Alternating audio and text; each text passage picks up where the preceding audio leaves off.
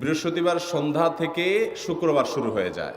শুক্রবার বা জুমার দিন, এই দিন সম্পর্কে কোরআন এবং হাদিস থেকে ঘেঁটে আমরা 14টা আমলের কথা একটা লম্বা বড় ভিডিওতে বলেছি। আজকে সেখান থেকে আমি সংক্ষেপ করে এই 14টার মধ্যে আবার অতি গুরুত্বপূর্ণ 5টা আমলের কথা বলবো ইনশাআল্লাহ। নাম্বার 1, সবচেয়ে বেশি যেটা করতে হবে পরিমাণে, জুমার দিন জুমার রাত বৃহস্পতিবার সন্ধ্যা থেকে নিয়ে শুক্রবার সন্ধ্যার আগ পর্যন্ত পরিমাণে সবচাইতে বেশি করতে হবে যে আমলটা, সেটা হলো দুরূদ শরীফের আমল। নবী করিম সাল্লাল্লাহু আলাইহি ওয়াসাল্লাম বলেছেন, আকসিরু আলাইয়া মিনাস সালাতি মিন ইয়াউমিল জুমআতি ওয়া লাইলাতিল জুমআহ, তোমরা জুমার দিন এবং জুমার রাতে আমার প্রতি বেশি বেশি দুরূদ পাঠ করবে, দুরূদ প্রেরণ করবে। ফাইন্না সালাতাকুম মা'রুদাতুন আলাই, কারণ তোমরা যে দুরূদ পাঠ করো এটা আমার কাছে পেশ করেন আল্লাহর ফেরেশতারা, এবং রীতিমতো নামধাম সহকারে আল্লাহর একদল ফেরেশতা নিয়োজিত আছে। তারা বলেন, আল্লাহ, হে আল্লাহ রসুল, আপনার অমুক উম্মত, অমুক অনুসারী, আল্লাহর অমুক বান্দা পৃথিবীর অমুক প্রান্ত থেকে, অমুক দেশ থেকে, অমুকের সন্তান, সে আপনার প্রতি দুরূদ পেশ করেছে জুমার দিনে, জুমার রাতে বা অন্য সময়ে। এটা নবী করিম সাল্লাল্লাহু আলাইহি ওয়াসাল্লামের কাছে রিপোর্ট দেওয়া হয় আল্লাহর নিযুক্ত ফেরেশতাদের মাধ্যমে। এই জন্য শুক্রবার দিন এবং রাত, অর্থাৎ বৃহস্পতিবার সন্ধ্যা থেকে নিয়ে শুক্রবার সন্ধ্যা পর্যন্ত এই 24 ঘন্টার মধ্যে নবী করিম সাল্লাল্লাহু আলাইহি ওয়াসাল্লামের ভাষ্য খেয়াল করেন, আকসিরু আলাই। ওলামা একরাম জানেন, নবী আলাইহিস সালাম সাধারণত কোনো আমল পরিমাণে বেশি করতে বলতেন না। পরিমাণে বেশি করতে বলার মতো আমল খুব কম ইসলামে। গোটা কোরআন যদি খোলেন আপনি, পরিমাণে অধিক করতে বলা হয়েছে এরকম আমল খুব বেশি পাবেন না। তোমরা বেশি বেশি করে নামাজ পড়ো, বেশি বেশি করে রোজা রাখো, এরকম কথা কোরআন হাদিসে নাই। অবশ্যই একজন ইমানদার 5 ওয়াক্ত ফরজ নামাজের পাশাপাশি অধিক পরিমাণে নফল নামাজও পড়বেন, সেটা ভিন্ন কথা। কিন্তু কোরআনে বেশি পরিমাণে আল্লাহর জিকির করার কথা বলা হয়েছে। আর নবী করিম সাল্লাল্লাহু আলাইহি ওয়াসাল্লাম বৃহস্পতিবার সন্ধ্যা শুরু হলে শুক্রবার সন্ধ্যার আগ পর্যন্ত বেশি পরিমাণে করতে বলেছেন যে কাজটা, সেটা হলো দুরূদ শরীফের আমল। দুরূদের এই আমলটা, এটা করার জন্য আল্লাহ তাআলা এমন সহজ করে দিয়েছেন যে ওযুর প্রয়োজন নাই। আপনার ওযু নাই, তারপর আপনি দুরূদ পাঠ করতে পারবেন। এবং আপনি এই বড় দুরূদ পড়ার মতো সময় নাই, তো আপনি একেবারে সবচেয়ে সংক্ষিপ্ত দুরূদ পড়েন সাল্লাল্লাহু আলাইহি ওয়াসাল্লাম, তাতেও দুরূদ পাঠের সওয়াব পাবেন। আমলটা করবো তো ইনশাআল্লাহ। নাম্বার 1। নাম্বার 2, জুমার দিন উপলক্ষে অন্য যে কোনো দিনের চাইতে জুমার দিন অর্থাৎ শুক্রবারের ফজর নামাজ পুরুষরা মসজিদে জামাতের সাথে পড়বেন।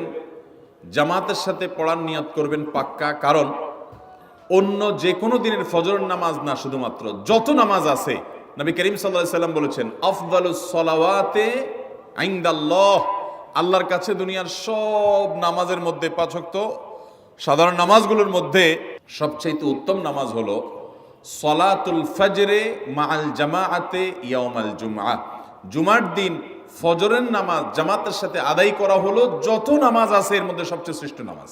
ভাইরা আমার, প্রত্যেক বৃহস্পতিবার আসলে সন্ধ্যার সময় প্রতিজ্ঞা করব, সপ্তাহের অন্য দিন যদি আমার ত্রুটি বিচ্যুতি হয়ও আমি সেটাকে কারেকশন করার চেষ্টা করব, কিন্তু শুক্রবার ফজরটা পুরুষ হিসাবে আমি জামাতের সাথে পড়বই পড়বো। তার জন্য রাতে আগে আগে শোবো, ডাবল ট্রিপল অ্যালার্ম দিয়ে শোবো, অন্য নামাজি বন্ধুকে বলবো ফোন দিয়ে ডেকে দিবি, একে অন্যের সহযোগিতা করব, কিন্তু ফজরের নামাজ জুমার দিন ছাড়বো না ইনশাআল্লাহ। 3 নম্বর আমল হলো সূরা কাহাফ পড়বো। যারা কোরআন পড়তে পারেন না তারা শুনবেন, আর যারা পড়তে পারেন তারা নিজে পড়বেন। সূরা কাহাফ যদি জুমার দিন কেউ পড়ে, নবী করিম সাল্লাল্লাহু আলাইহি ওয়াসাল্লাম বলেছেন এই সূরাটা তার জন্য নূর হবে, নূর, আলো আল্লাহর তরফ থেকে। কিয়ামতের ময়দানে ভয়াবহ গুটগুটে অন্ধকার হবে। কিয়ামতের একটা ভয়াবহ শাস্তি হলো অন্ধকারের শাস্তি। ভাইরা আমার, অন্ধকারের শাস্তি মানে এমন ভয়াবহ অন্ধকার হবে যে দুনিয়ার অন্ধকারের সাথে কোনো তুলনাযোগ্য নয়। সেই ভয়াবহ অন্ধকারে কিছু আমল আছে যে আমলগুলো মানুষের ওই অন্ধকারের মধ্যে আলোর কাজ দিবে। এর মধ্যে একটা হলো এই সূরা কাহাফ। অন্য অনেক উলামা ইকরাম বলেছেন এর ব্যাখ্যা হলো সূরা কাহাফ যদি কেউ এক বৃহস্পতিবারে পড়ে, পরের বৃহস্পতিবার পর্যন্ত, এক শুক্রবারে যদি পড়ে, পরের শুক্রবার আগ পর্যন্ত পুরো সপ্তাহব্যাপী তার ভিতরে নূর, ঈমানের নূর, তাকওয়ার নূর, ইলমের নূর, আমলের নূর, ভালো মানুষ হওয়ার নূর তার ভিতরে আল্লাহ তাআলা সৃষ্টি করে দিবেন। তো নবী সাল্লাল্লাহু আলাইহি ওয়াসাল্লাম বলেছেন সূরা কাহাফের প্রথম 10 আয়াত যদি কেউ মুখস্থ করে, তো এই ব্যক্তিকে আল্লাহ রাব্বুল আলামিন এবং যদি তেলাওয়াত করে, এই ব্যক্তিকে আমলের মাধ্যমে দাজ্জালের ফিতনা থেকে আল্লাহ বাঁচিয়ে রাখবেন। অতএব জুমার দিন প্রত্যেক শুক্রবারে সূরা কাহাফ পড়ব তো ইনশাআল্লাহ। 4 নম্বর আমল হলো, দুনিয়াতে যত ফজিলতপূর্ণ আমল আছে এর মধ্যে সবচেয়ে বেশি ফজিলতপূর্ণ আমল এটা। খুব সহজ আমলটা, খুব সহজ। প্রত্যেক শুক্রবার আমরা এটা করতে পারি।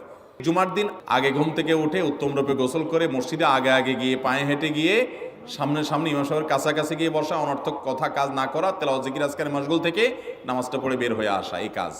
এই কয়েকটা কাজ যদি করে তাহলে কাজ কয়টা হলো? আগে আগে ঘুম থেকে উঠা, ওই যে ফজর নামাজ জামাতের সাথে পড়া ইত্যাদি, গোসল করা উত্তম রূপে, আর পায়ে হেঁটে মসজিদে যাওয়া, বাহনে না চড়া। 4 নম্বর হলো ইমামের কাছাকাছি গিয়ে বসা, কোনো অনর্থক কাজ না করা।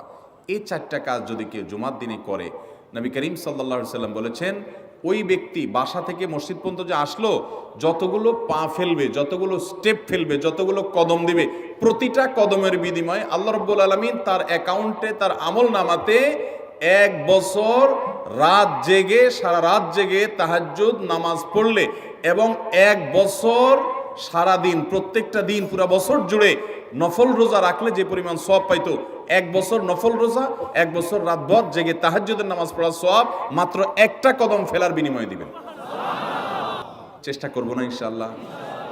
5 নম্বর এবং সর্বশেষ আমল হলো, জুমার দিনে একটা সময় আছে দোয়া কবুল হয়। দোয়া কবুলের যে সময়গুলো আছে এর ভিতরে অত্যন্ত ইম্পর্টেন্ট একটা সময় হলো জুমার দিন।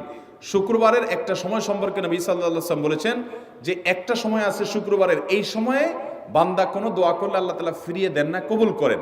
কিন্তু সময়টা যে ঠিক কখন, এটা হাদিসে নবী সাল্লাল্লাহু আলাইহি ওয়াসাল্লাম বলেন নাই, যাতে করে হয়তো আমরা সারা দিনেরই কম বেশি দোয়ার চেষ্টা করি।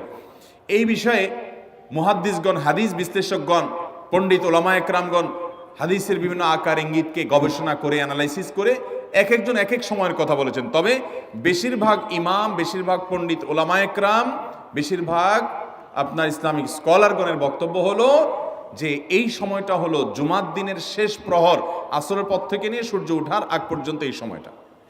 আমাদের আল্লাহর দিকে মনোনিবেশ করতে হবে দোয়ার জন্য বেশি বেশি। তাহলে শুক্রবারে 5 নম্বর আমল হলো বেশি বেশি কি করবো ইনশাআল্লাহ? দোয়া। বেশি বেশি দোয়া করবেন, উঠতে বসতে চলতে ফিরতে। বিশেষভাবে সূর্য ডুবার আগের যে সময়টা শুক্রবার, অর্থাৎ দিনের শেষ সময়টা, বিশেষভাবে আল্লাহ তাআলার কাছে দোয়া করব। ঠিক আছে তো ইনশাআল্লাহ? কয়টা আমল বললাম? আমল করবো তো ইনশাআল্লাহ? মনে থাকবো তো ইনশাআল্লাহ? আমরা প্রয়োজনে বাসায় গিয়ে একটা কাগজে নোট করে ফেলবো, লিখে ফেলবো, লিখে এরপরে ওয়ালে টাঙ্গাই দিবেন বাসায় যে জুমার দিন এই 5 কাজ আমি ছাড়বো না। আপনি যদি মনেও না থাকে, আপনার যদি ভুলেও যান, আপনি এই কাগজ আপনাকে মনে করাবে ইনশাআল্লাহ। বাসায় ফ্যামিলির লোকদের সাথে শেয়ার করবেন। জুমার দিন হুজুর বলেছেন, আমি একটু আমার মন থেকে বলিনি, এগুলো সব কোরআন হাদিসের কথা বলেছি আপনাদেরকে। কোরআন হাদিসের আলোকে 5টা আমলের কথা বলেছেন। বিশেষভাবে জুমার দিন আমি 5টা আমল করবই করব। ভাইরা আমার, প্রত্যেক জুমার দিন যদি আপনি একটু ইমানের রিচার্জ করেন, ইনশাআল্লাহ সারা সপ্তাহ আপনার জন্য সেটা উপকারে আসবে। চেষ্টা করবো তো ইনশাআল্লাহ? আল্লাহ তাআলা এই আমলগুলো আমাকে, আপনাকে, আমাদের সবাইকে করার তৌফিক দান করুন।